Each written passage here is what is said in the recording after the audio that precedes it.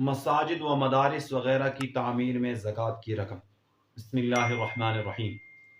ज़कात के कुछ मखसूस मसरफ़ हैं जिनकी कुरान करीम के अंदर सरहद मौजूद है। सूरह तौबा में है, इन्नमा सदक़ातु लिल-फ़ुक़राइ वल-मसाकीन वल-आमिलीन अलैहा वल-मुअल्लफ़ति क़ुलूबुहुम व फ़िर रिक़ाबि वल-गारिमीन व फ़ी सबीलिल्लाहि व इब्निस सबील। ज़कात की रकम इन्हीं मसारिफ़ में खर्च की जा सकती है। और नेज़ इन तमाम सूरतों में यह भी ज़रूरी है कि जिनको ज़कात दी जाए वो मालिक बनने की सलाहियत भी रखते हैं।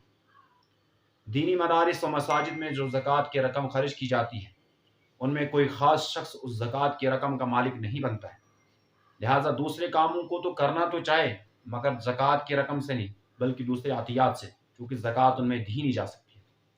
वला यजूज़ु अन युबना बिज़्ज़काति अल-मस्जिद व कज़ल क़नातीरु वस्सिक़ायातु व इस्लाहु तुरुक़ाति व करियुल अनहारी वल हज वल जिहाद।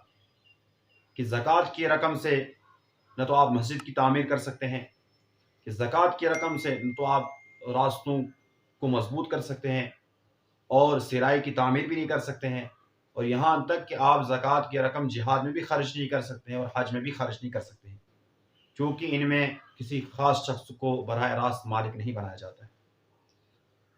हाँ, अगर किसी बस्ती के अंदर कोई मकतबा ना हो, मदरसा ना हो और मकामी आबादी के लोग बहुत गरीब हों जिनको ज़कात दी जा सकती हो, तो उस दीनी ज़रूरत को पूरा करने के लिए अगर बराह रास्त उन लोगों को ज़कात दी जाए और वो अपने तरफ से फिर मदरसा तामीर करें या मकतब तामीर करें तो ये जायज़ है, इसमें कोई हरज नहीं है।